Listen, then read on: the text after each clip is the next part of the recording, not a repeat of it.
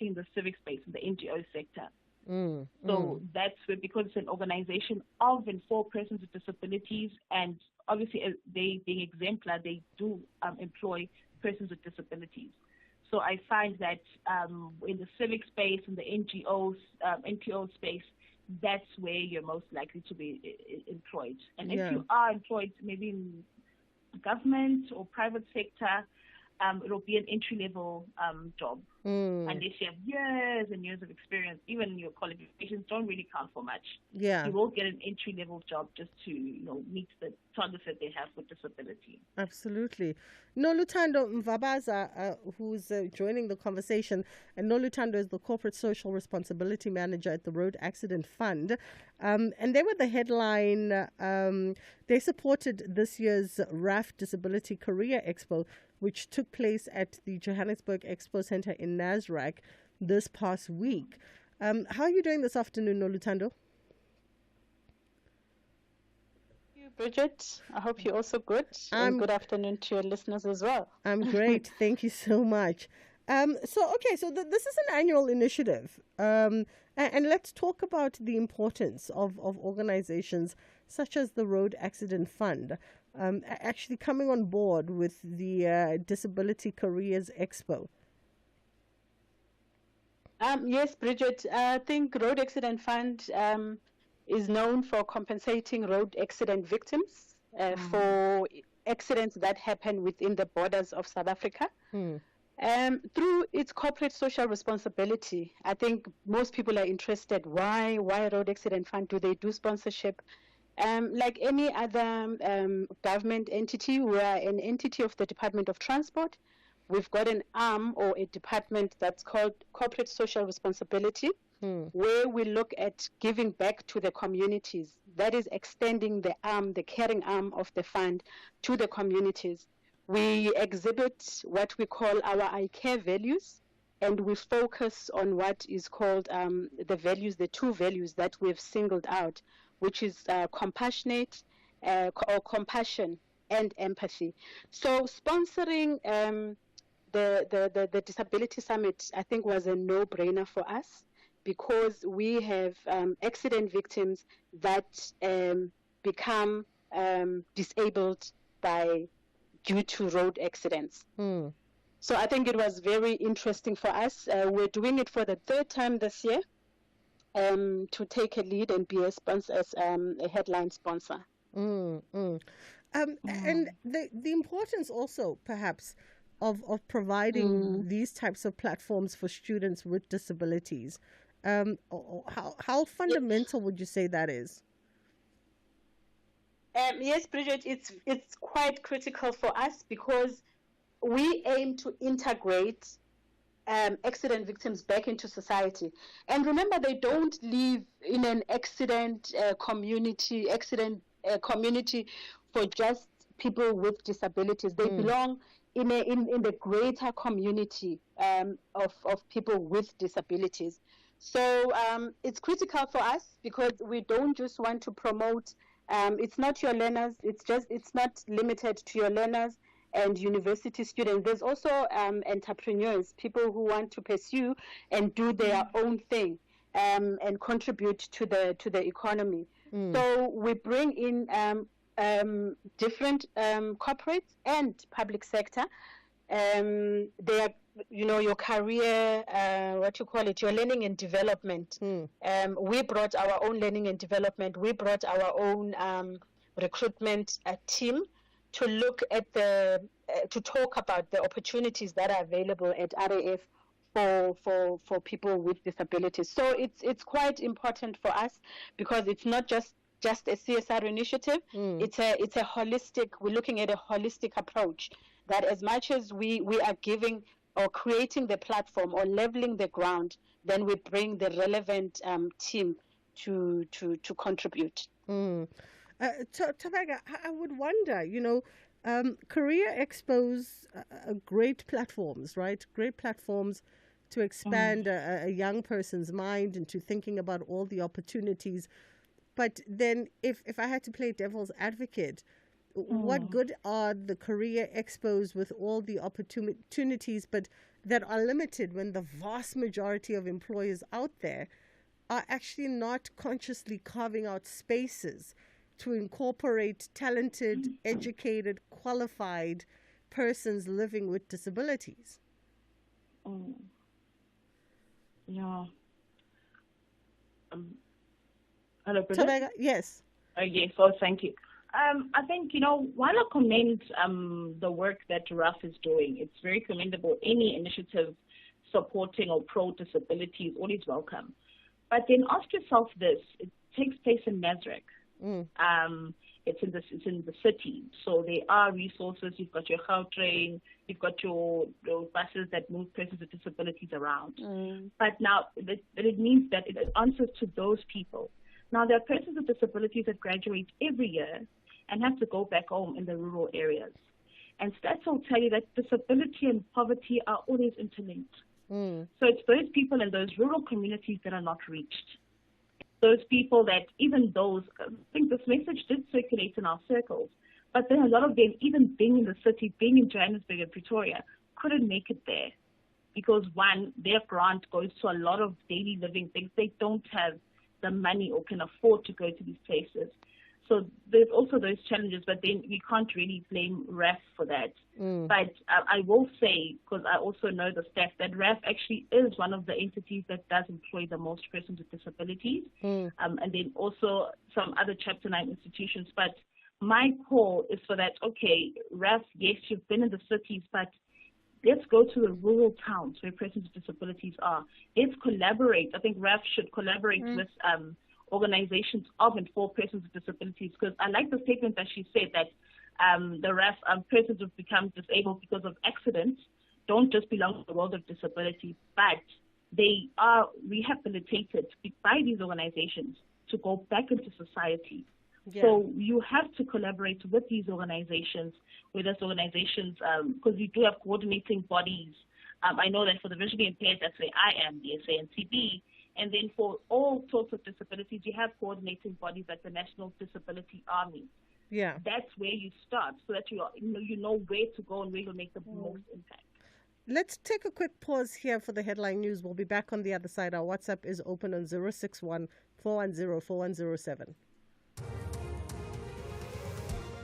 Thank you, Bridget. On the news headlines, Deputy Minister in the Presidency, Kenny Murolong, says the families of missing journalist Sibusiso Aserindlovu and his partner Zodwa Mdluli are still waiting for answers, and the ongoing delay in DNA results is adding to their distress.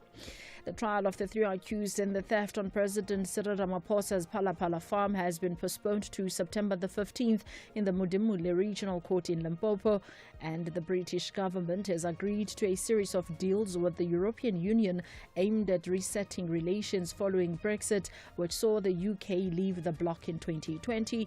A full update follows at the top of the hour. You're listening to Bridget Masinga on SAFM. Alrighty, as we get back into this conversation, we would love to hear your perspective on 061 410 4107, 086 000 2034. We are in conversation now, just trying to get a real lived experience of folks that are living with disabilities in the country and trying to get into the workforce. The challenges perhaps that are faced there, whether you are visually impaired or have any other kind of disability.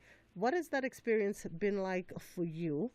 If you are in a place of employment right now, or if you're just still trying to really knock down on doors, hey, perhaps even from your perspective and from your experience, you might be thinking that the disability that you live with has nothing to do with whether or not you are able to get employment, and it's just the state of affairs in the country at the moment.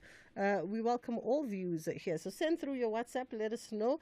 We've got Umalwande in Bloemfontein. How are you? I'm good, ma'am, and how are you? I'm good, thank you.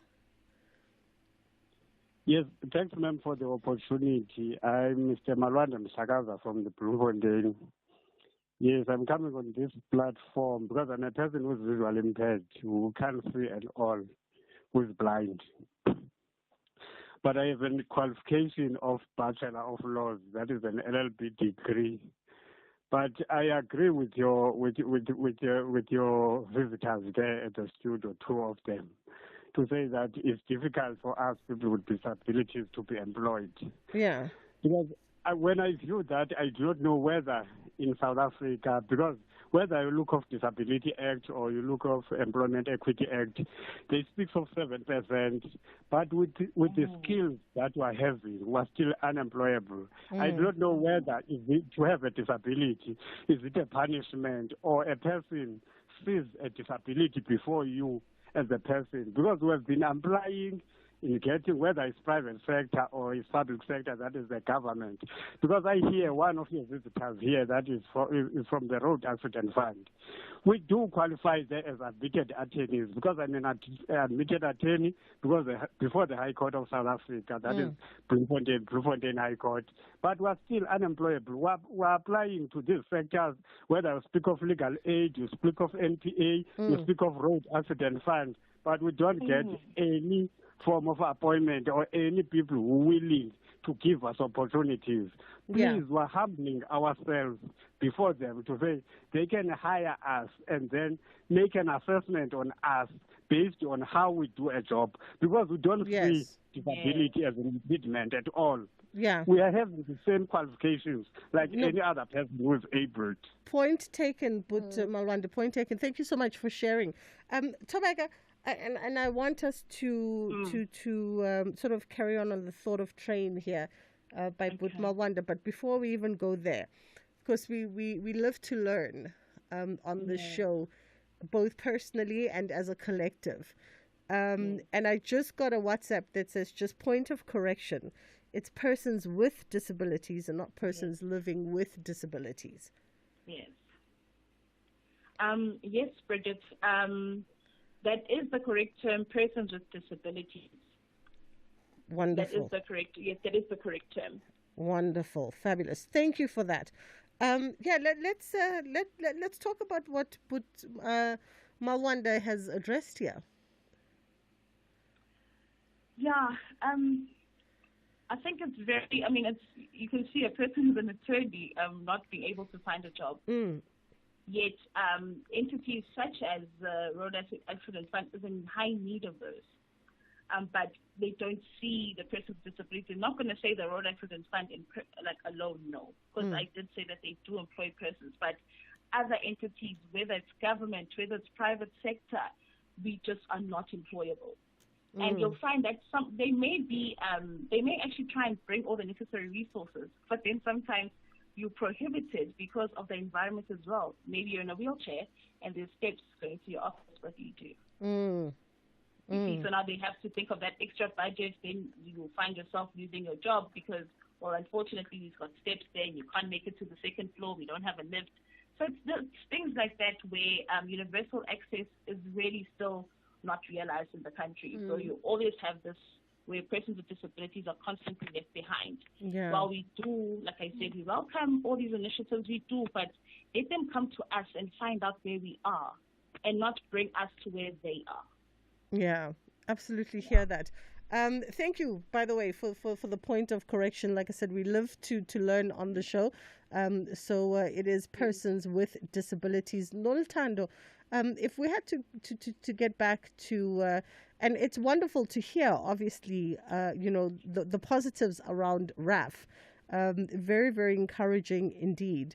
The work that you are doing here. And let's talk about how maybe other organizations, because you've obviously gotten a lot of things correct, from what I'm hearing. But let's talk about how other organizations, particularly those in the private sector, how they can move forward in this space to ensure a little bit more inclusivity for persons with disabilities in order to be able, Nabo, to do their share in incubating qualified individuals and folks who just want to work. Yes, true. That's so true, Bridget. Thank you so much. I think what I'd like to emphasize on is that we from a CSR point of view, we are very intentional on reflecting our dedication to fostering an inclusive society. And this has got nothing to do with the mandate of the Road Accident Fund. But from a CSR point of view, you would hear when we maybe fund certain initiatives, and people would want to know and think that that is funds that is reserved for claimants and whatever. So we are very intentional on how we communicate from a CSR point of view.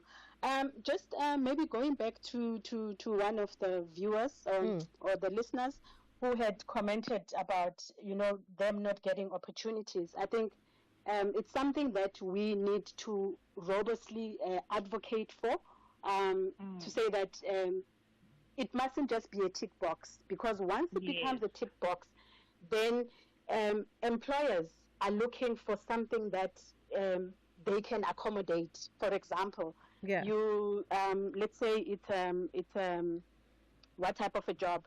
Like a job where it will not need someone who's blind. I'm just making an example, but they think that maybe that particular person will not cope in that environment.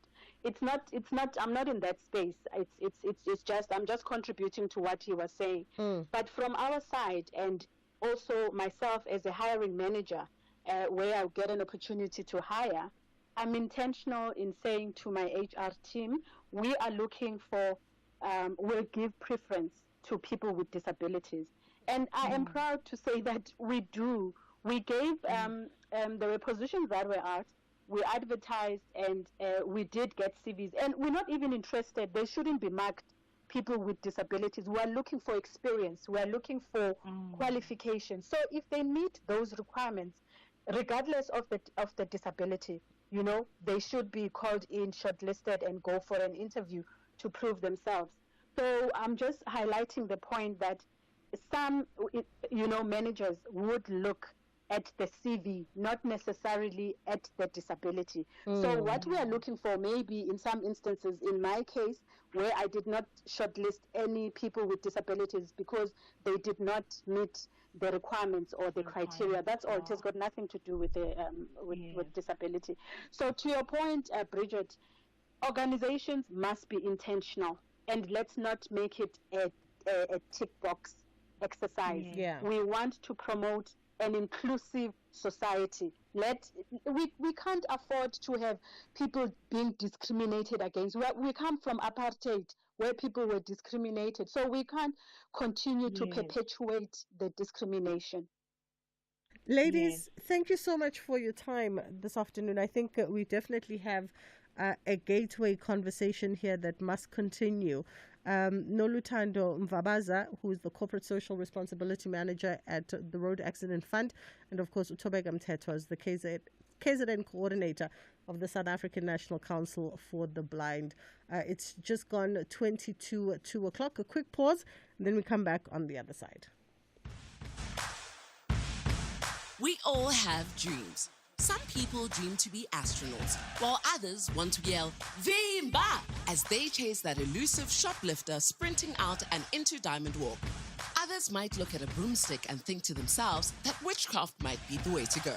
The possibilities are endless. But for Hollywood stars Ryan Reynolds and Rob McElhenney, their dreams is to make it big in the English football leagues. Tune into Welcome to Wrexham as the duo aim to turn Wrexham AFC into an underdog story that the world can root for, bringing hope and change to the community.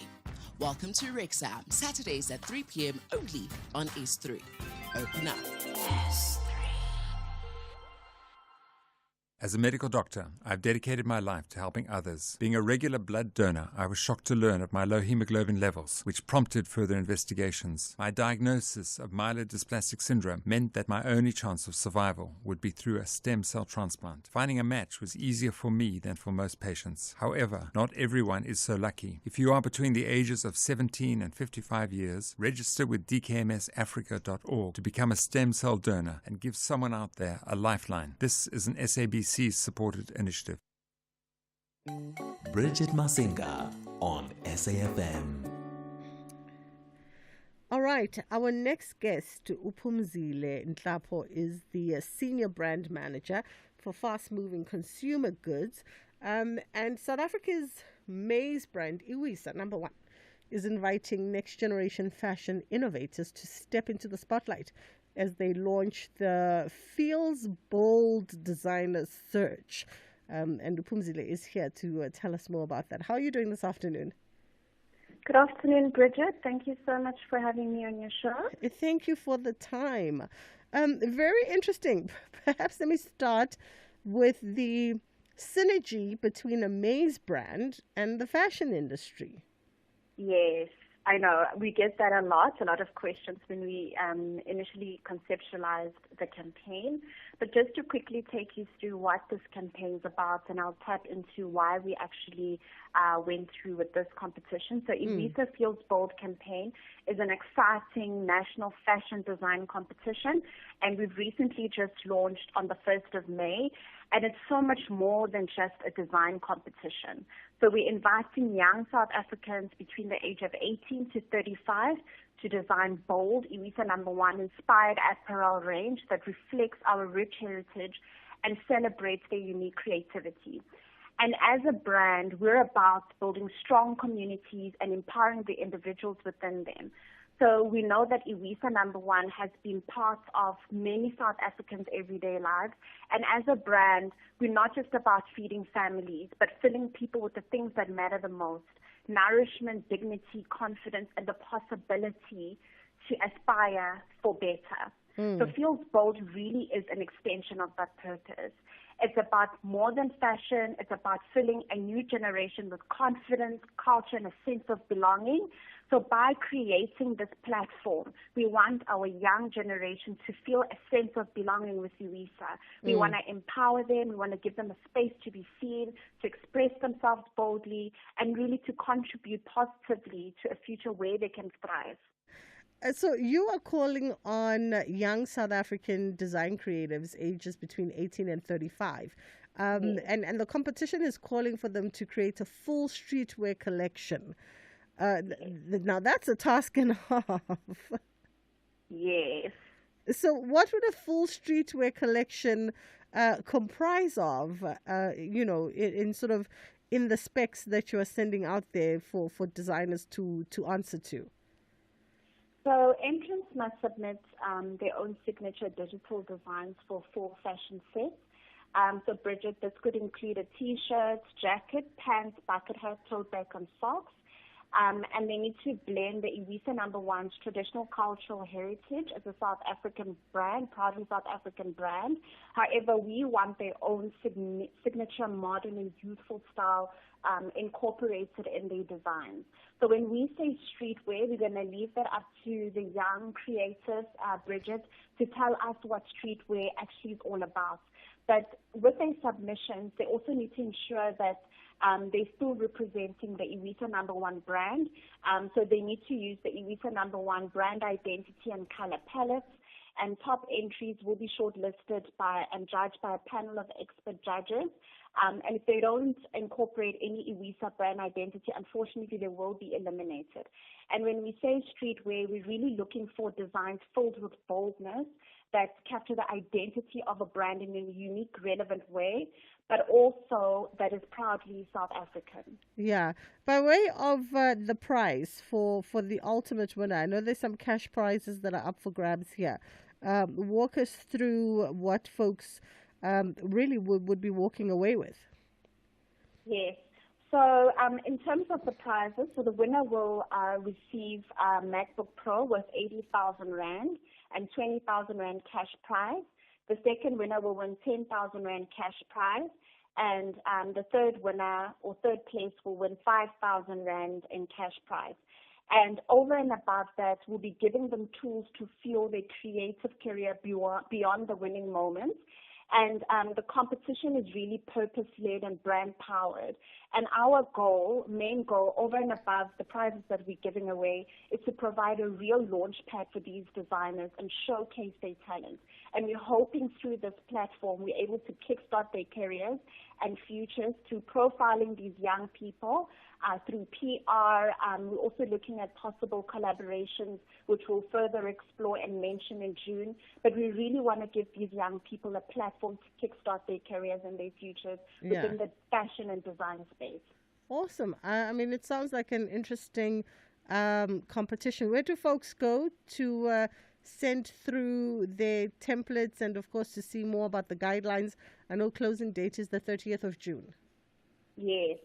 So entrants need to submit their own signature digital designs for the full set that I just mentioned.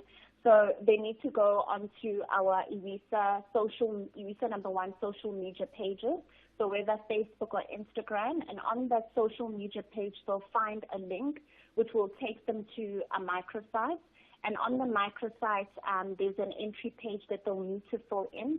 And over and above, there's a template where they can actually use that template to create their digital design for a full fashion set. And we've also got briefing documents as well. So if they need any further inspiration or they want to understand the competition a little bit better, they can also download on the microsite. And we've also got T's and C's available as well on the microsite. Got you. Phumzile, thank you so much for the time. That was Phumzile Nhlapo, and she's a senior brand manager. It's approaching 10 to 2 o'clock. Let's take a quick pause and then we'll come back on the other side of this and we'll look at innovation, alternative farming methods, and how UP is revolutionizing mushroom growing in South Africa. Now, we're talking about mushrooms or mushrooms? Do you want to study towards a tertiary qualification but need a flexible study schedule? Stadio Higher Education's distance learning qualifications offer just that. Our distance learning support is designed for your success. 2025 applications to Stadio's range of high-quality, affordable qualifications are now open. Distance learning qualifications are available in law, administration and management, commerce, teacher education, policing, law enforcement, humanities, and information technology. Visit stadio.ac.za and register today. Stadio, a new vision in higher education. Ashraf Garda on SAFM. VIP protection officers, they face legal charges including pointing a firearm, reckless and negligent driving, malicious damage to property, assault with the intent to cause grievous bodily harm, obstruction of justice, and assault by way of threat. There was so much that they faced, right? The story is now that they've been cleared of these charges by the South African Police Service. So I understand you're going to write to the Police Minister for clarity. That could well be an understatement. It sounds like you're not very happy. It really is a very shameful moment for the South African Police Service. It's an indictment on, and I think it sends a very, very dangerous message to the public that South African Police Service members, especially those attached to elite units like Presidential Protection Services, could act with impunity and that they're above the law. So shameful to say the least, and it's critical for us to understand how on earth they could have been acquitted of the disciplinary charges against them. Ian Cameron, chairperson of the Portfolio Committee.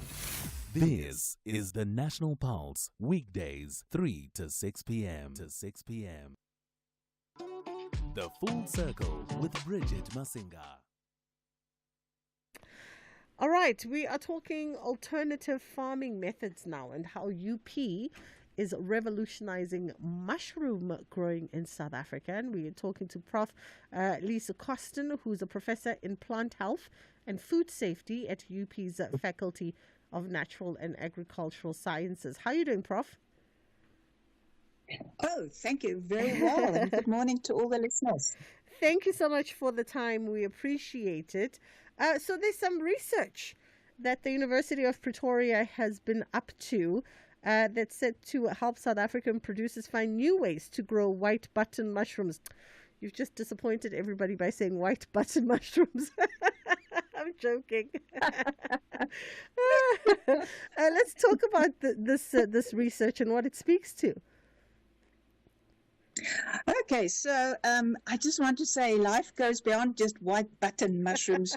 We also have wonderful black truffles and so many exciting mushroom varieties that we can eat. We're just not exploring it, but we hope to through our research. So I just want to talk to you a little bit about the white button mushrooms that we are growing at the University of Pretoria. Because I think it's inspirational what we're trying to achieve. Yeah. I mean, talk to us about that. Firstly, what are you trying to achieve, and why is it unique to or uniquely white button mushroom focused? Okay, so first of all, South Africa mainly focused on white button mushroom growing traditionally, and that's what you find in the stores. More recently, we do see some oyster mushrooms, bolitas, a few other types, but it's not very common. And most importantly, it's sort of exotic, expensive, and not affordable for majority of people. Most of us enjoy a good brown open mushroom on the fire, or you want to make mushrooms with your eggs in the morning.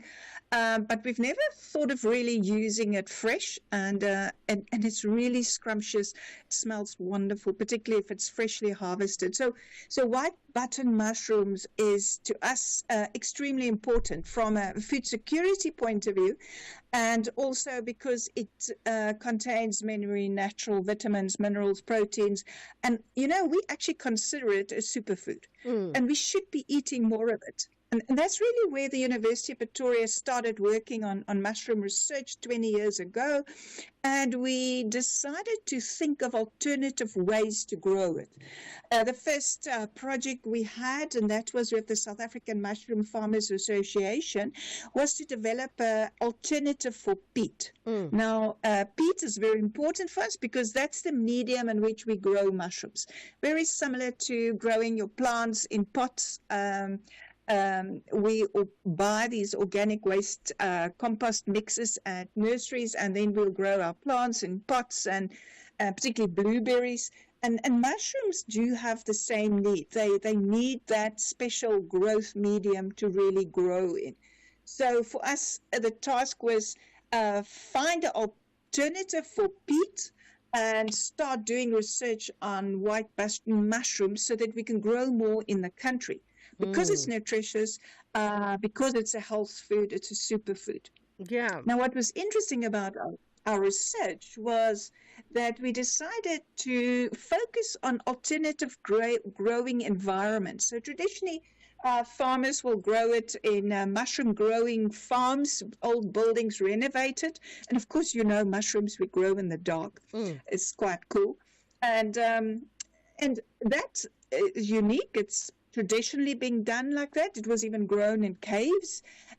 So we thought of using alternative environment, and that's where we started repurposing shipping containers. And what's interesting about shipping containers, there's quite a lot of shipping containers hanging around the world. They're hanging around warehouses. They're often written off, no longer used, and it becomes a waste product. And that was more or less 20 years ago that we bought an old shipping container, we refitted it, did some adjustments, and then we started growing our mushrooms in it. Interesting. We used it mostly for research. And very importantly, we actually plant pathologists. So we were looking at different diseases that's growing on mushrooms and that's affecting your yield. So that's really the history where we started. Very interesting. And then just quickly, how does this align with sustainability goals, right? Because that's oftentimes top of list these days when we're talking any kind of environmental innovation. Oh, yes. For us, sustainable development goals, every project we do, we have to identify which sustainable development goals we are focusing on. So obviously, my own research working on food security, food safety, addressing poverty and hunger really the SDGs 1 and 2, but this project, very importantly, was focusing on our National Development Plan and, of course, the UN SDG, specifically 12, which is really about responsible consumption and reproduction. Yeah. And then, of course, SDGs 13, which is really dealing with climate action. So for us, it was about how can we use this waste product, a container, and turn it into a growing unit that could be used. Now, keep in mind, when you do traditional agricultural farming, you rely on large tracts of land, you rely on high volumes of water, and favorable environmental conditions. And all three of this becomes a big challenge for us globally, and specifically in South Africa, and particularly in urban areas where you have a lot of informal areas and you don't have the ability to grow fresh produce, and you rely on the whole food system to supply food into those high dense areas. So we thought, well, it doesn't take a lot of land. It's a recycled product. And if we can develop the technology to grow these mushrooms in these containers, we will address the Sustainable Development Goals.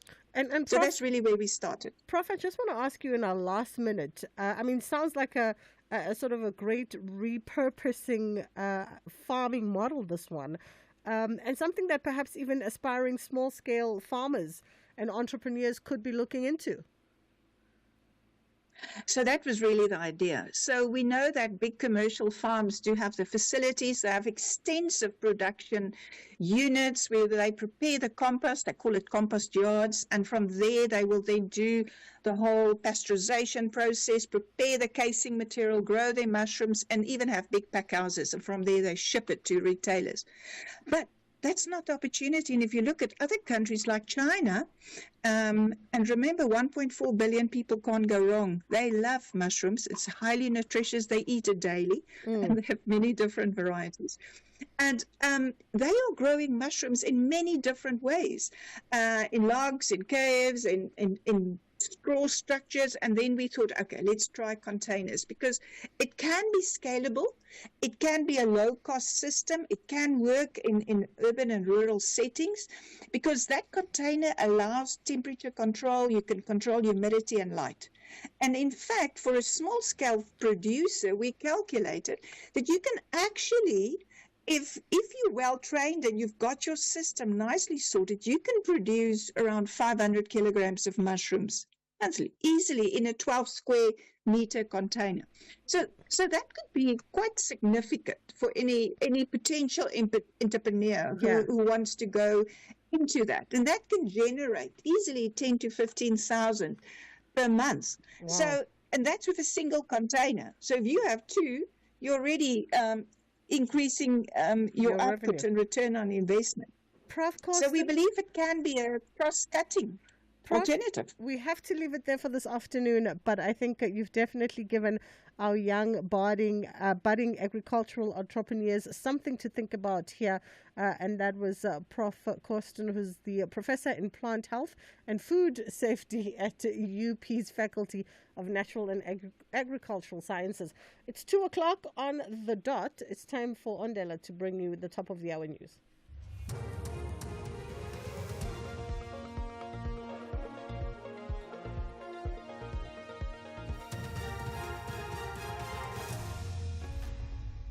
Thank you, Bridget. Top stories at 2. Journalist family distressed over delays in DNA results, and trial of 3 accused in theft in Ramaphosa's farm postponed. For SAFM News, I'm Ondela Mbana, and a very good day. Deputy Minister in the Presidency, Kenny Morolong, says the families of missing journalist Sibusiso Aseri-Ndlovu and his partner Zodwa Mdluli are still waiting for answers, and the ongoing delay in DNA results is adding to their distress. This comes after the case involving 4 of the 8 suspects arrested in connection with the couple's disappearance was postponed to the 27th of May. The postponement is for the formal bail application of accused 1, Samuel Mukongwe, and accused 2, Lucky Skosana. The other 2 accused have opted not to apply for bail. Morolong elaborates. So we are saddened by these developments. We are, however, encouraged by the work of the police. We have absolute confidence in the ability of the courts to administer justice without fear, favor, Well, we are going to be engaging the Minister of Police about the DNA results. We are quite perturbed that the process is quite delayed. It does not help the family bring finality to this matter. So we hope that the discussions with the Minister of Police will yield requisite results. The trial of the three accused in the theft on President Cyril Ramaphosa's Palapala farm has been postponed to September the 15th in the Modimolle Regional Court in Limpopo. Emanuela David and siblings Floriana and Ndelinasho Joseph allegedly broke into Ramaphosa's farm. They then allegedly stole over $580,000 that had been hidden in a sofa. The aim of the postponement of the matter is to give Floriana time to give birth.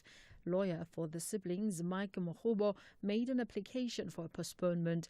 This is how Magistrate Peter Mantata granted the postponement. Emanuela David has been denied bail and is in police custody. The Joseph siblings were granted bail. During the pre-trial proceedings, the state indicated that it had lined up 23 witnesses. Lawyers representing the Joseph siblings told court that they would call 5 witnesses.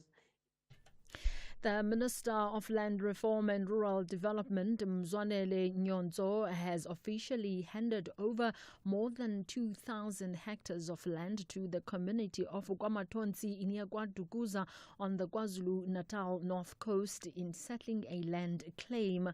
The community said in their land claim that they were dispossessed of their land from 1949 onwards to make room for sugarcane fields. KwaMatonsi Community Trust Secretary Lindiwe Mbokazi says the beneficiaries are happy that they are starting a new chapter in their lives.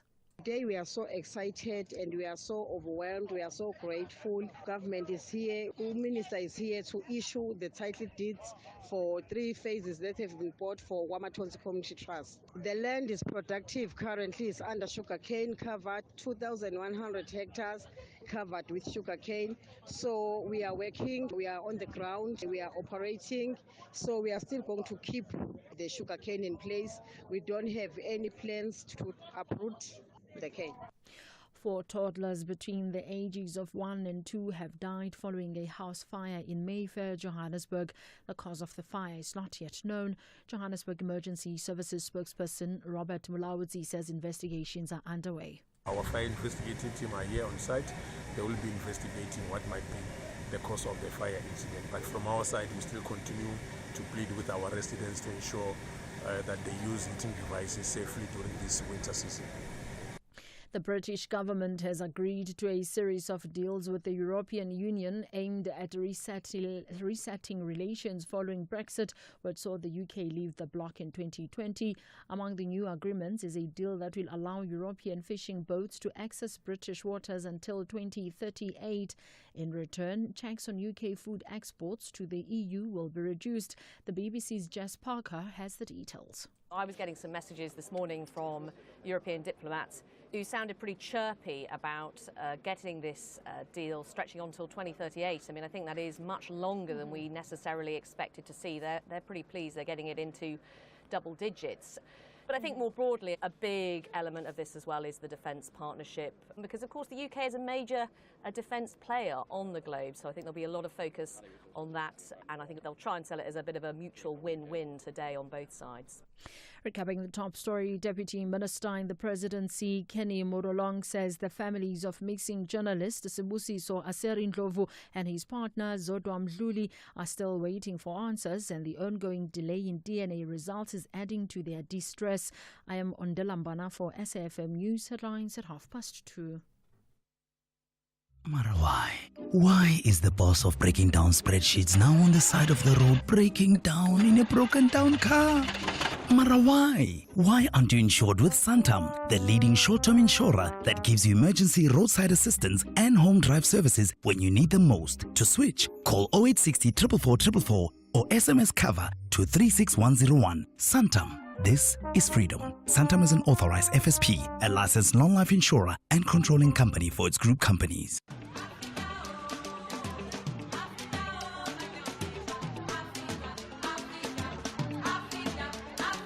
This May, SAFM celebrates Africa Month with you as we honor the legacy of the Organization of African Unity. We bring you rich conversations and the vibrant sounds of Africa. Music that moves the soul.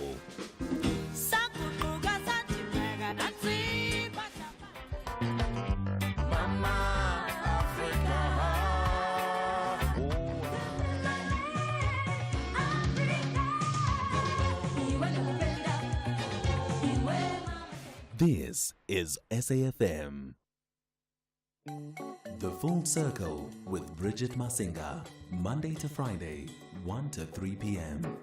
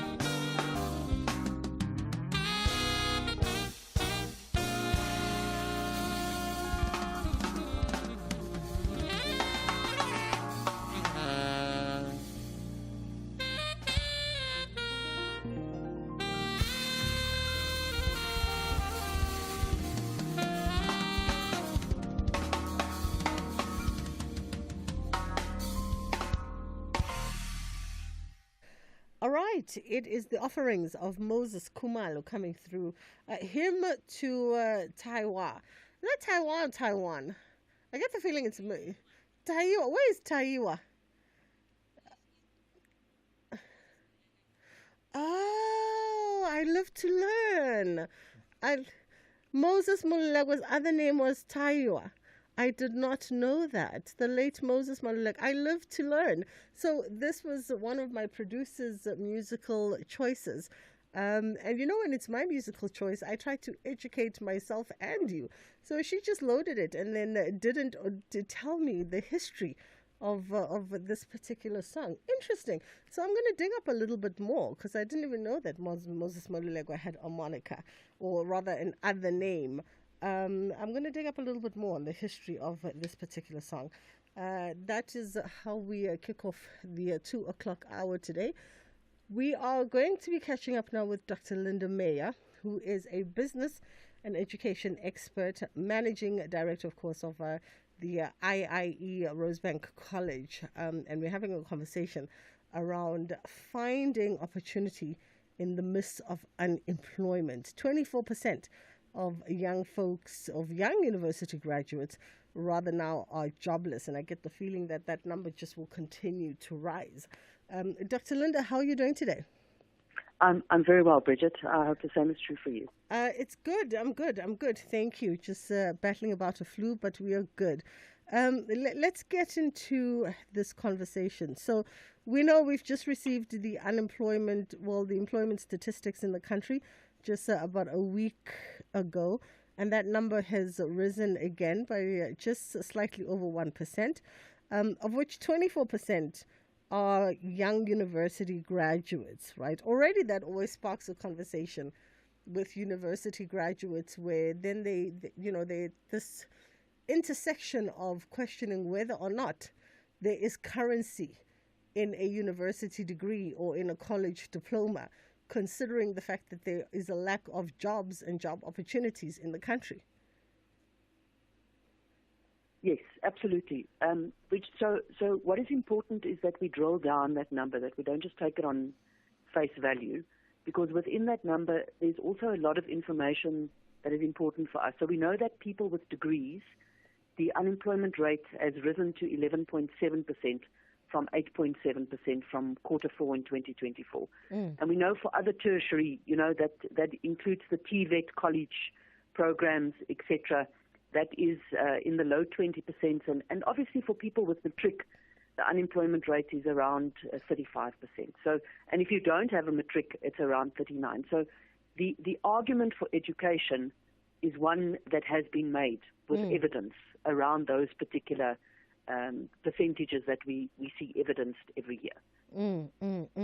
There's obviously still, though, been a big increase in the unemployment rate amongst university graduates.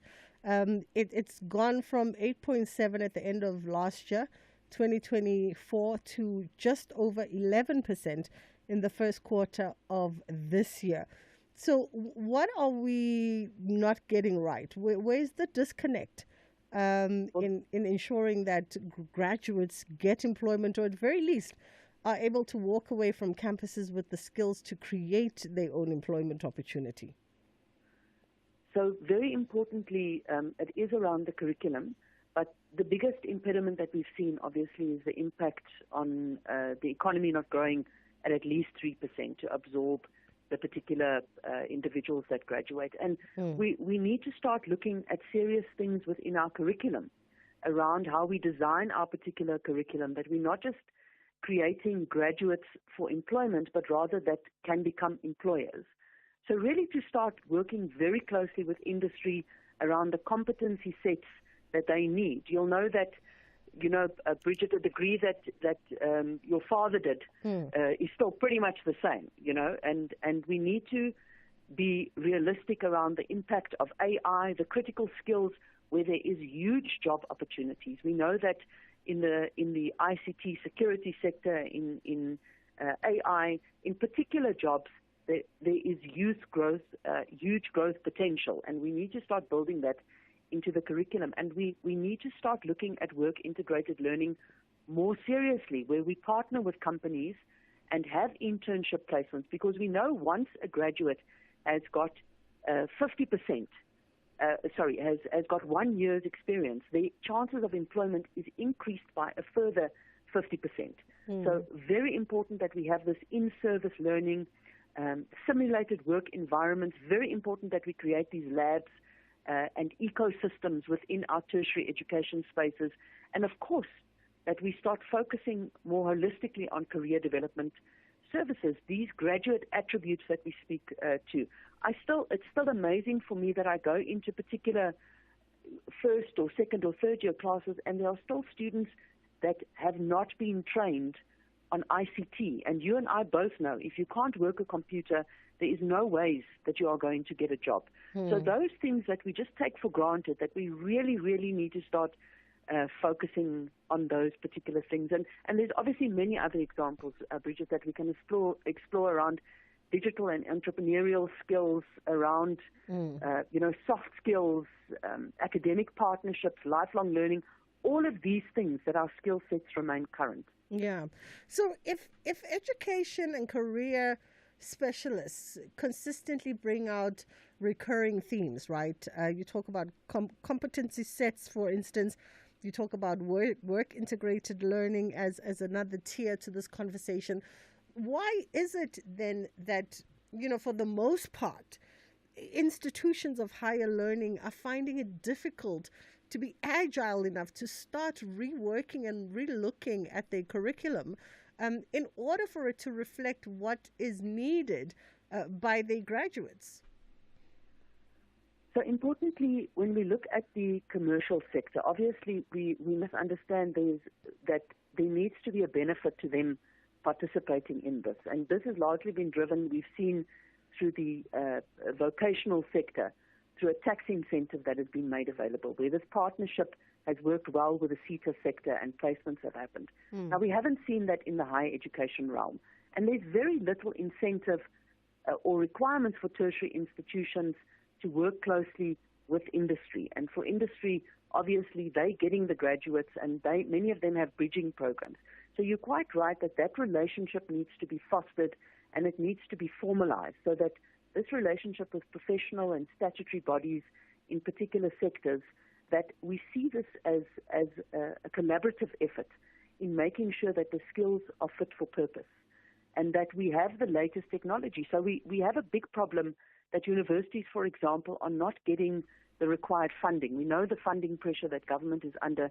So the latest equipment that people need to work with in the mining sector or ICT or medical industry, that money is not necessarily available. So we need to start looking at strategic partnerships where this equipment can come on board, where we have a much more collaborative approach to how we ensure that the skill sets that we produce for the economy are fit for purpose. And the other thing that you bring up, Dr. Linda, is obviously another key component is perhaps looking at entrepreneurship, right? And that's been a big buzz conversation for the last 2-3 years at very least. How do we create and support more youth entrepreneurs in South Africa in order to use that as a key driver to addressing South Africa's youth unemployment crisis? So very importantly, when we look at the entrepreneurial skills, we obviously on the back end of that have to ensure that there is digital fluency that is imparted in this. So what are the opportunities for us as we expand the market?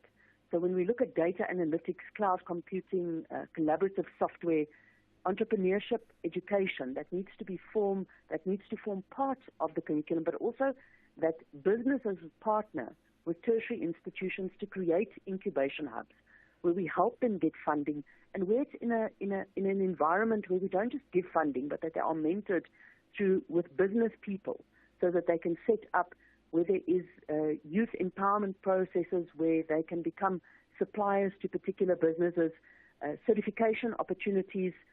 You know, we've spoken on some of your shows around the micro-credentialing opportunities that we need to make sure, because the first thing as an employer that you ask yourself when you've got 400 CVs for one position and you start screening through those CVs is what sets this person apart.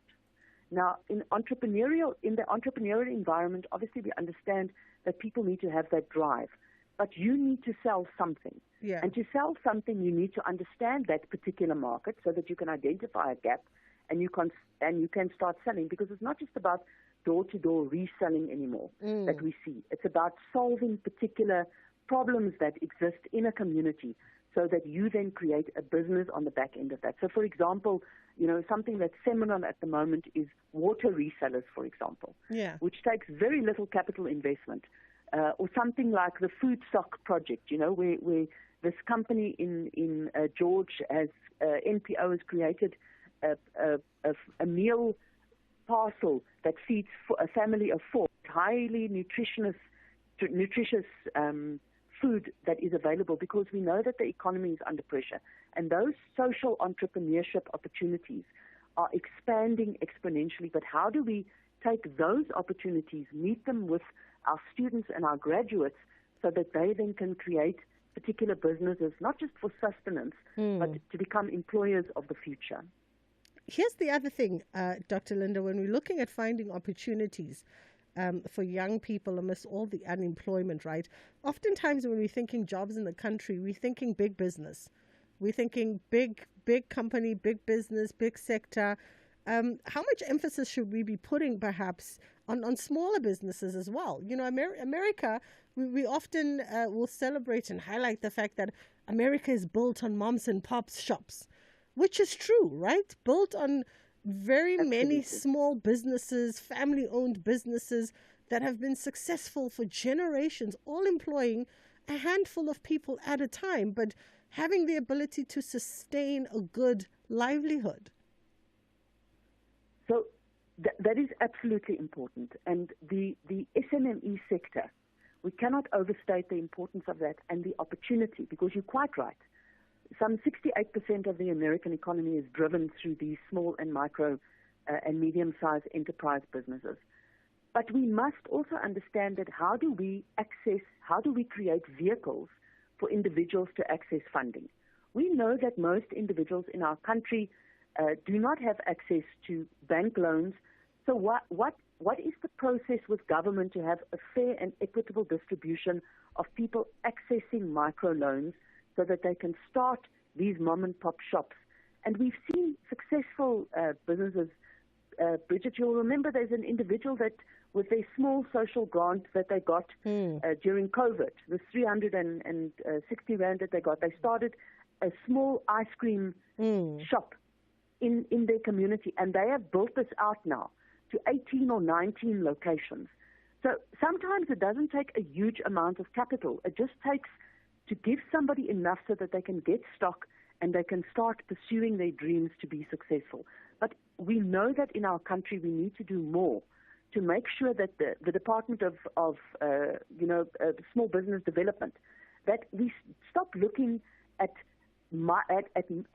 mid-sized loans, but that we rather create opportunities and have the skills on the back end of that to help people to start businesses. And we explain to people, once the profit starts coming in, this is not the time that you start spending the money. This is the time that you put it in the bank and you start investing in growing your organization, because we've seen many people win tenders and then they can't execute on those particular tenders, but they've got a 6-story mansion and 3 Ferraris in the driveway. So it's also about those educational mechanisms that we need to make available. And also, we must be mindful around the transformative elements in our economy that we speak about, that which opportunities present themselves, because we still, we speak about youth unemployment, we speak about unemployment, but the reality is, if we look systemically around the employment rate, we see that white individuals only make up 7.3% of the unemployed individuals in South Africa, whereas black Africans make up 37%. And the South African norm is 32.9. So what are we doing in those particular communities to ensure that we uplift the society equitably, and we're not just reflecting on the same systemic disparities that exist within our economy. Absolutely. Dr. Linda, that's all the time we have for today, but as always, we appreciate the time. That was Dr. Linda Meyer, who's a business and education expert, as we explore a conversation around perhaps finding and harnessing opportunity amidst unemployment for the 24% of young university graduates out there who are finding themselves jobless at this moment. It's 2:30 on Dela is standing by with the headline news, and then we'll come back on the other side with our kids program in Kids Corner. Thank you, Bridget. On the news headlines, the EFF VAT Victory March to National Treasury has commenced in the city of Tshwane after running behind schedule. Deputy Minister in the Presidency, Kenny Morolong, says the families of missing journalist Sibusiso Aserindlovu and his partner Zodwa Mdluli are still waiting for answers, and the ongoing delay in the DNA results is adding to their distress. And a BBC investigation has found evidence of children as young as 15 being sexually abused after being trafficked into illegal mines across South Africa. A full update follows at the top of the hour. This program is brought to you by SABC Education, enriching minds, enriching lives.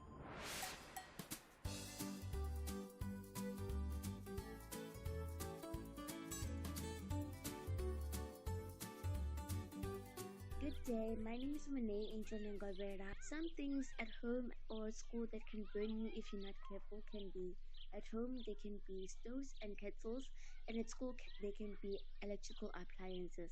What you can do if you see something hot like a kettle or stove and there's no adult around, I suggest that you can stay away from it or not touch it. Yes, I have ever felt that something was too hot to touch, and the best thing that I did was to stay away from it and not touch it because I could have gotten a burn.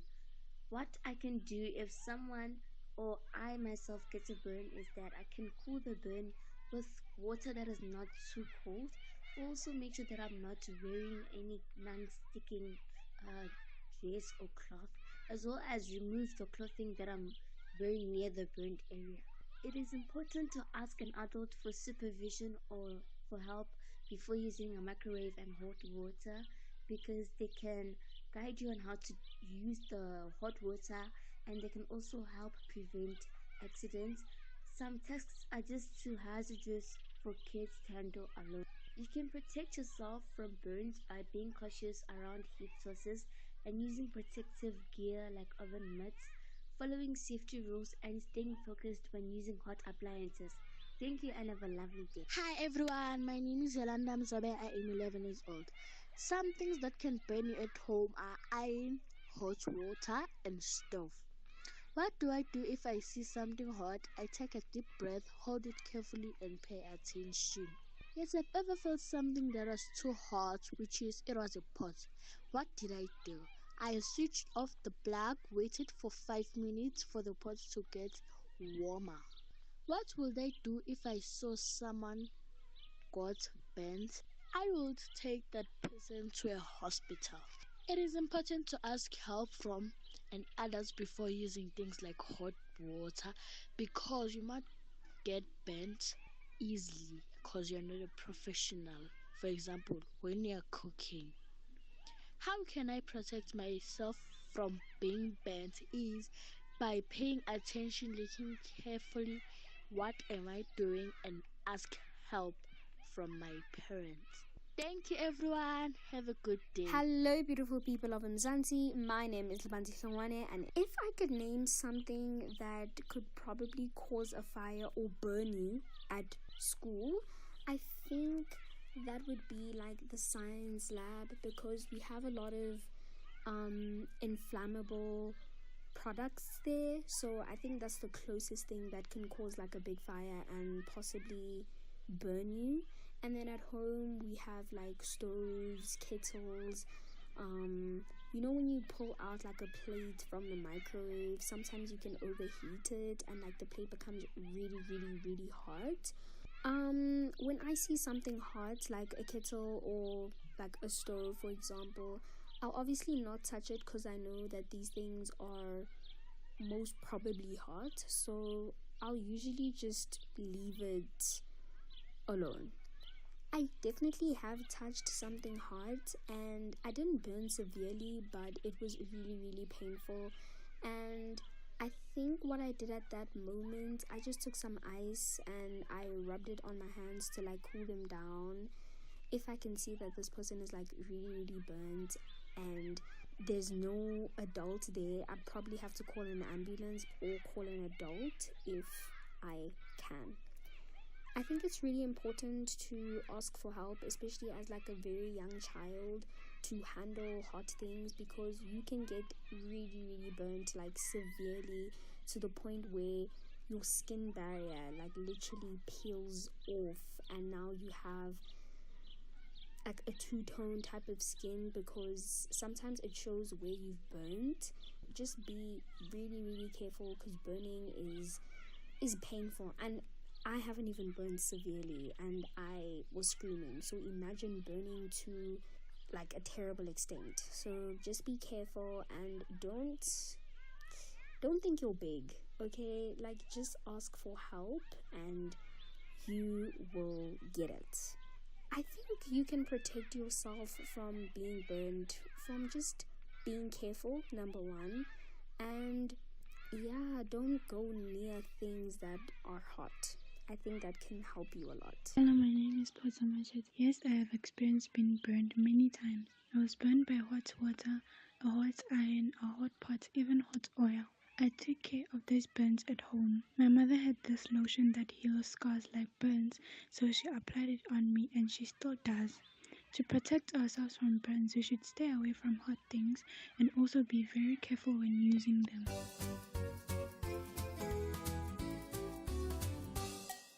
Hello friends and happy Monday!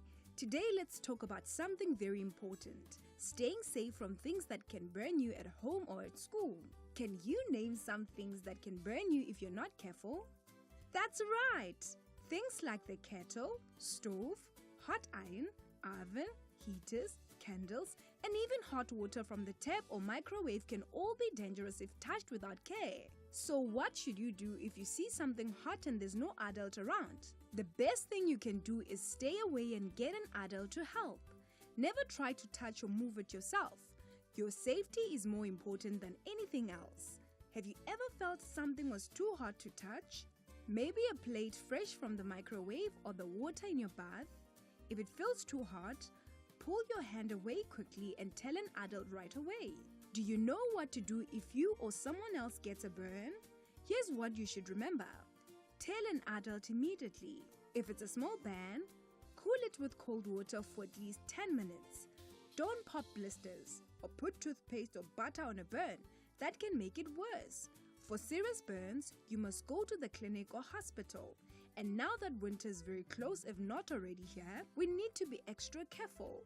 During cold days, we use heaters, warm water, and extra cooking to stay warm. That means there are more chances of accidents. Be careful around heaters, hot water bottles, fireplaces, and electric blankets. Always ask for help before using anything that gets hot. That's why it's so important to ask for help before using anything hot, like microwave, kettle, or hot water.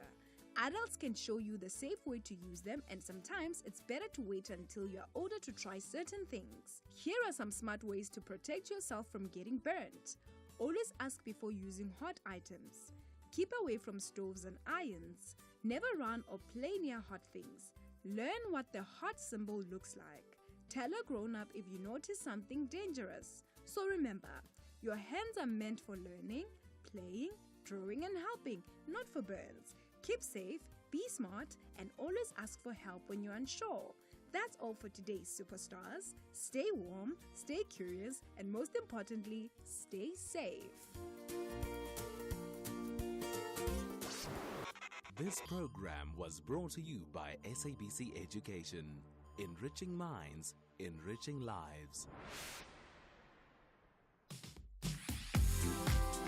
Get your payments done with the utmost security and convenience when you purchase a TV license now. With our new secure payment systems with a one-time PIN OTP feature and the choice of receiving your OTP via SMS or email, you can ensure prompt and secure payments. The additional use of capture will protect you against spam and automated data attractions. With TV licenses, you can enjoy watching all your favorite shows or movies that matter to you. Get yours today. Visit www.tvlic.co.za. Join us this Tuesday evening at 7:30 for the latest series of SAFTA award-winning reality show, The Tastemaster SA. Today's theme is all about bread. I love making bread. I am shaking my boots. What a page. We got this, we got this. Oh, that didn't sound convincing. I'm feeling a little stressed. I'm not going to mess this one up. That's The Tastemaster SA. Tuesdays at 7:30, repeats Sundays at 4. Only on SABC2.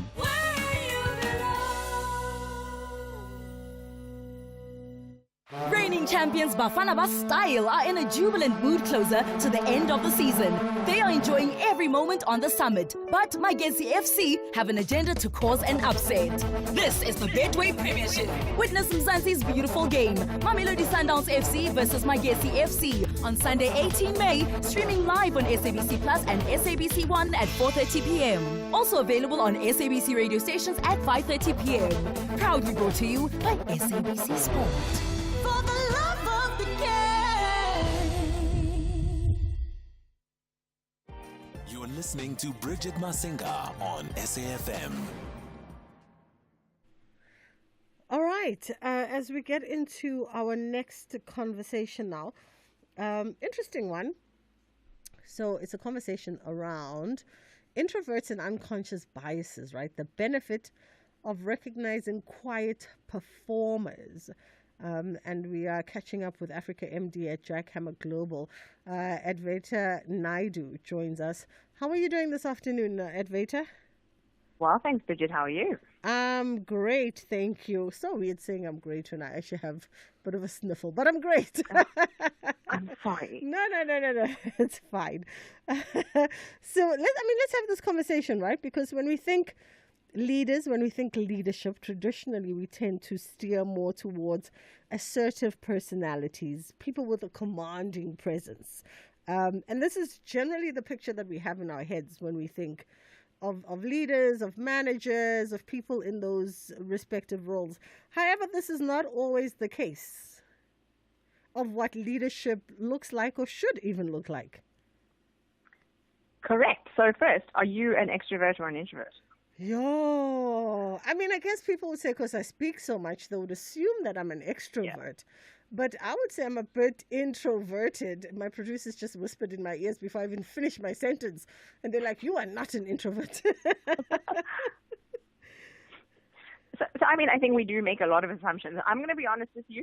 I'm an extroverted extrovert. I get my energy from other people. Strangers, for me, are friends just waiting to happen. So talking about this actually is a lot of growth for me. But I think, for the longest time, we have all tended to think of leadership as something loud, like you said, the charisma, the confidence, the commanding presence. And this traditional bias towards the extroversion has created a skewed leadership pipeline in some organizations. And there's a case for rethinking our assumptions about what leadership looks like and uncovering these biases, but also the assumptions. It doesn't need to be loud to be powerful. So can we, as a society, put aside our preconceived notions about what powerful leadership is? Because like you said, it doesn't have to be the loudest person in the room or the people who are enjoying the social interactions that are the ones that necessarily need to progress. Absolutely. And as we have the conversation as well, I'm just thinking about my past leaders. And a lot of the time, people who have worked within organizations, who've led organizations, a lot of the times you find the charismatic, charming, suave, present individual. They have that loud aura, even if perhaps they didn't mean as not necessarily loud, but they have that look at me, I'm here presence. And then you often look behind them, the Menco, Exco, the people that support and propel them are oftentimes the more reserved of the leaders in the company. the ones that would be considered the introverts of the. So it's almost like you have the front face and then the back face of operations. This is true, and I suppose it depends on the nature of the job and what's expected of it. I think in a lot of like job descriptions, you'll see something like, oh, we need a dynamic leader to do something. And then nobody sits back and asks, is this actually a core component of that job? Does somebody really need to lead from the front in order to be able to lead a team? And like you say, there are people who are quieter, who are more execution focused, who nevertheless command respect and have a strong and steely presence, and they have the values of deep thinking and careful listening and reflection. And that doesn't mean that they're bad leaders. It just means that they're quieter leaders. But I do want to, talk a little bit about the bias. So in a world of DEI initiatives, we've really seen growing awareness around unconscious bias. So companies have already got this framework in mind of how they're going to respond to unconscious bias. We'll do policies, we'll do training, and we'll make a push to make recruitment and promotion fairer and more inclusive to typical diversity, the things that you can see. But the introvert bias hasn't received a lot of attention. It is a blind spot when it comes to favoring extroverted leadership traits in leadership. And the two obvious risks here are that, one, the extroverts aren't necessarily the best leaders or even the most competent. And two, like we just said, we end up looking introverted candidates who also bring real value. So when we look at those biases, right, and the challenges that introverted leaders face, especially when folks are looking to advance themselves up the leadership ladder, what should we be here? What should we be conscious of, firstly, or what organizations should be conscious of and aware of? And what, if anything, should introverts be challenging about how they are perceived within certain spaces?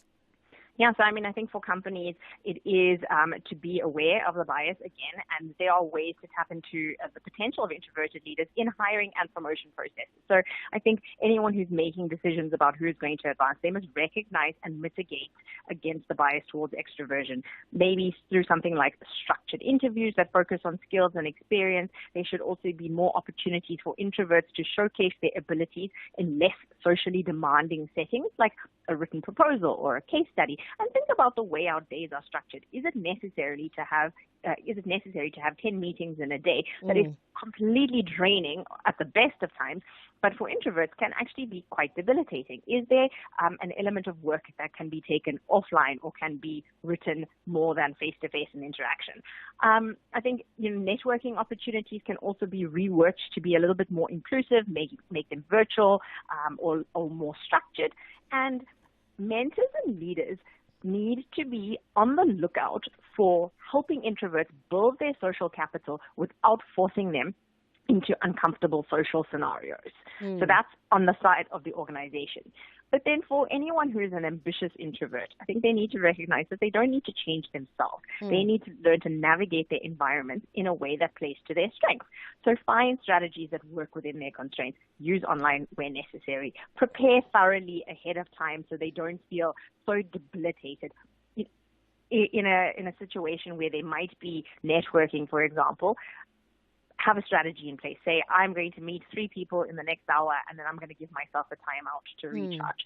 But also acknowledge that building social capital is absolutely essential for upward mobility and collaboration. You can't be successful in an organization if you are completely sticking to yourself. Yeah. I was going to ask about that, to say, if we are talking, Advita, if we are talking about introverts, we're not talking here about people who are necessarily socially awkward, or somebody who's been clinically diagnosed with something, because that is also the truth of the matter, right? We are people of very many neurodiversities. So some folks would be on some kind of a spectrum that makes that social engagement unbearable for them. But this is not what we're talking about here. We're talking here about just perhaps quieter, more demure individuals versus the typical, stereotypical picture of what we see as leadership. Yes, that's true. So it's people who get their, extroverts would be people who get their energy from other people and from social situations and being in large gatherings. And introverts tend to favor the more one-to-one type of engagement or smaller settings. And people who are more reserved, or if we want to use a very on-trend term, yes, they are more demure. But yeah, I mean, the thing is, there is a thing about ascendancy throughout an organization. And again, we have to look at the types of roles that they would be expected to perform.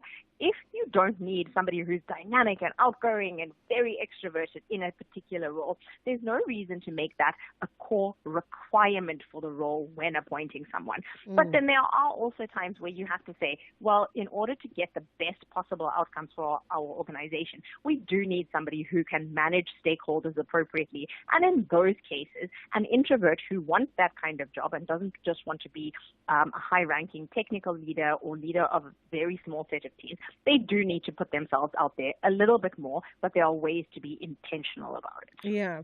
Now, how do introverts navigate a conversation around self-promotion, for instance, or visibility?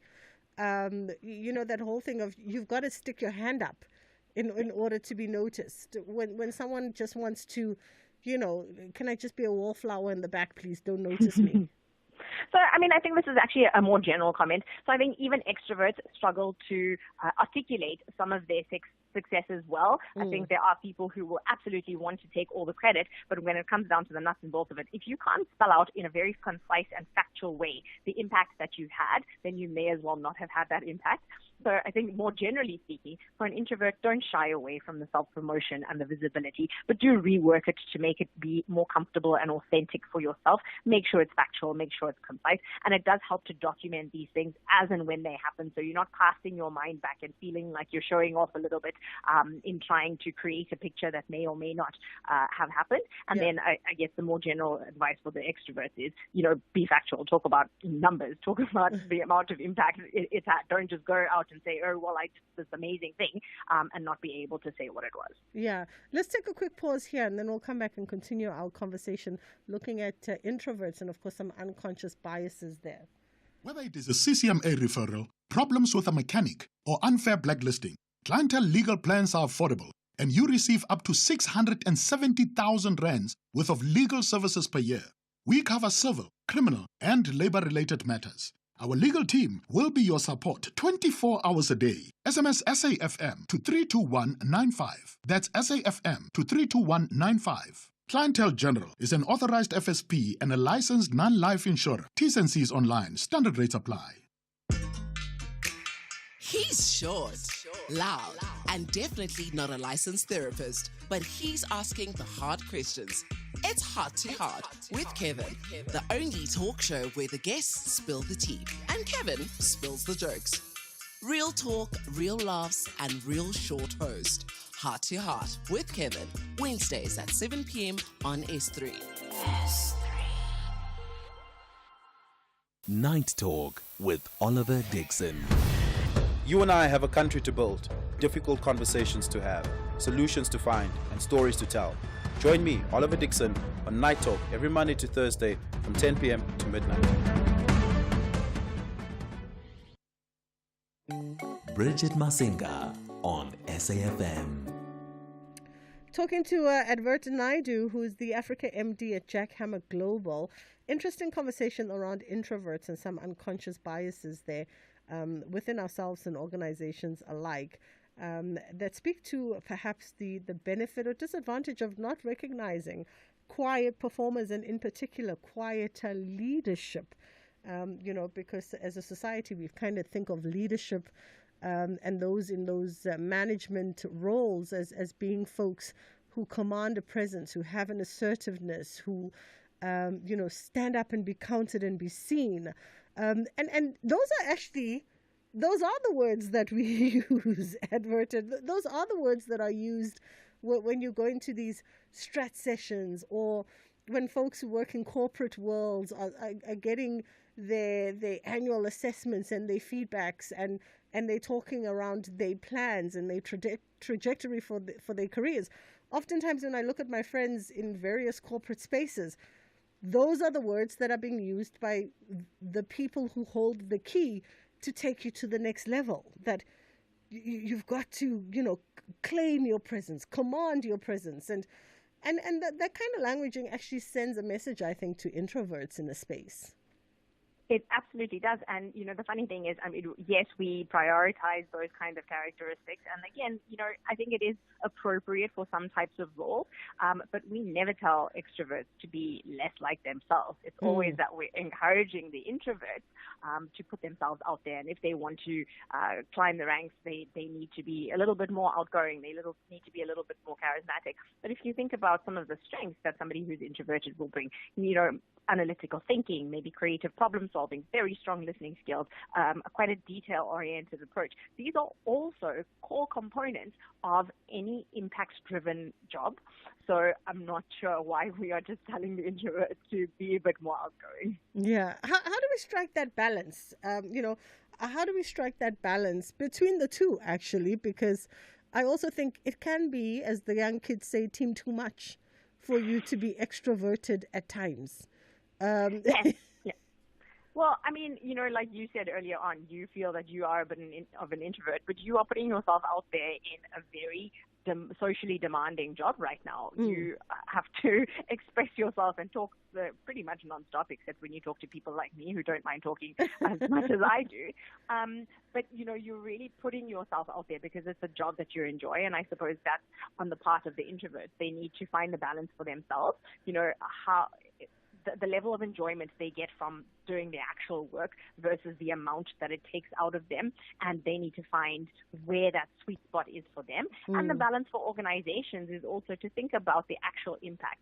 We all feel nice when we talk to somebody who's an extrovert and they make us feel like we're really seen and, we've been engaged with. But if you take a step back as an organization and say, well, who is actually having the real impact here? Is it the person who's motivating the team to go out and do it, or is it the people who are driving the impact? And that's not to say that those are mutually exclusive, but it is a question that bears asking. Yeah. As we wrap it up in our last minute, to add on to that question that an organization should be asking, what advice would you give to an introvert who's perhaps looking at the next step and maybe thinking that being quieter is hindering them and it's a bit of a challenge to navigate? So I think they need to think about what their own boundaries are and think about where they're willing to flex, because there's no point putting yourself out there if it's going to be to the detriment of your social and mental health. Yeah. I think they can specifically request ways that would support them. So, if written communication would work better for them rather than having a meeting, they can put that in place for themselves. And I think we tend to think of the extroversion only in terms of the public speaking and sitting in these meeting environments and really speaking the loudest. But there's nothing to say that you can't give feedback offline if you absolutely need to, and demonstrate your impact in authentic and meaningful ways. Absolutely. We appreciate the advice from you this afternoon. That was Africa MD at Jackhammer Global Adverter Naidu. That is where we leave it. That is where we leave it. We've got about a minute or two to spare before Ashraf comes through with his team. We are going to see you tomorrow for more conversations from our side. We thank you so much for choosing to be with us. And of course, inshallah, God willing, we get to do it again.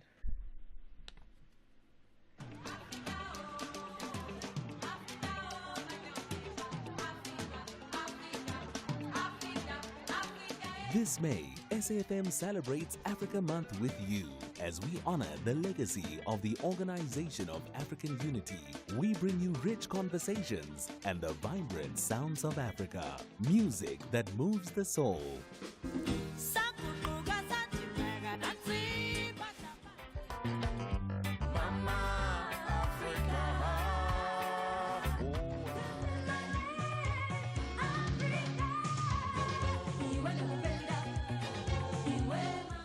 This is SAFM.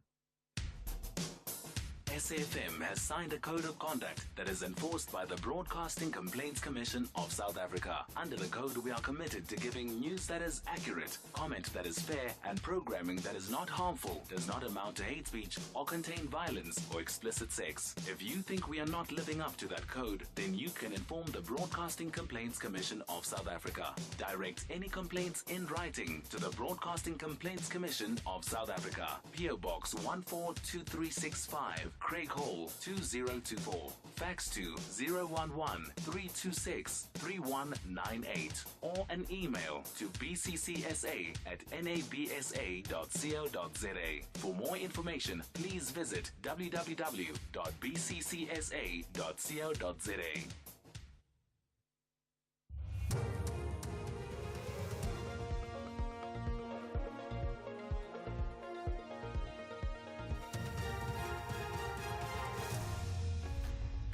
Top stories at 3. EFF victory march to National Treasury underway. An investigation uncovers child sex abuse in South Africa's illegal mines. For SAFM News, I am Ondalambana, and a very good afternoon. The EFF Vet Victory March to National Treasury has commenced in the city of Tshwane after running behind schedule. EFF leader Julius Malema and the party's top brass are leading the victory march following last month's Western Cape High Court outcome, which set aside the 0.5 percentage point increase in VAT. Speaking to party supporters ahead of the march near the lawns of the Union Building, Malema has reiterated his party's stance that government should rather tax the rich. So we are here to make this message very clear. You want money, go and take more money from Rupert, take more money from Oppenheimers, take more money from Patrice Motsepe. All those who are rich, they must pay more because the poor cannot afford. ANC spokesperson Mahlengi Bengu has described the late Women's League Deputy President Lungim Nganga Gcabashe as a remarkable leader who will be remembered for her commitment to gender equality, peace and unity. Bengu is amongst the ANC leadership visiting the home of Nganga Gcabashe, who died at the weekend after a short illness at her home in Westville in Durban. Nganga Gcabashe has also served as the provincial chairperson of the ANC Women's League in KwaZulu-Natal and chairperson of the Portfolio Committee on Public Enterprises, and most recently as chairperson of the Portfolio Committee on Tourism. Her election as the deputy president of the ANC Women's League came in 2023. Bengu elaborates. Here we're talking about someone that really worked hard to be recognized for her commitment to service, her commitment to gender equality, her commitment to peace, one of our peacemakers of our time. And I must also indicate that, of course, she was deputy president of the ANC Women's League. And there was a history of the Women's League. The last conference where she was elected deputy president, we call and phrase it as a beachhead moment, simply because it marked the revival of the ANC Women's League. Meanwhile, the convener of ANC Provincial Task Team in KwaZulu-Natal, Mike Mabuyakulu, has hailed Nganga Gcabashe as a leader who served with diligence. As the ANC in KwaZulu-Natal, we are deeply devastated by the loss. It is a very huge loss. Comrade Lungi was one of those finest leaders of the movement, particularly that has led us during the various epochs of our struggle. At a time when things were difficult, he was one of those leaders of the ANC that stand out in providing leadership, particularly at a time when we had violence in this province. And as one of the senior leaders that actually represent us in eThekwini at one point, where she was actually deployed to work in the Human Settlement Department in eThekwini. Deputy Minister in the Presidency, Kenny Morolong, says the families of missing journalist Sibusiso Aserindlovu and his partner Zodwa Mdluli are still waiting for answers, and the ongoing delay in DNA results is adding to their distress. This comes after the case involving 4 of the 8 suspects arrested in connection with the couple's disappearance was postponed to the 27th of May. The postponement is for the formal bail application of accused 1, Samuel Mugongwe, and accused 2, Lucky Skosana. The other two accused have opted not to apply for bail. Morolong elaborates. So we are saddened by these developments. We are, however, encouraged by the work of the police. We have absolute confidence in the ability of the courts to administer justice without fear, favor. Well, we are going to be engaging the Minister of Police about the DNA results. We are quite perturbed that the process is quite delayed. It does not help the family bring finality to this matter. So we hope that the discussions with the Minister of Police will yield requisite results. A BBC investigation has found evidence of children as young as 15 being sexually abused after being trafficked into illegal mines across South Africa.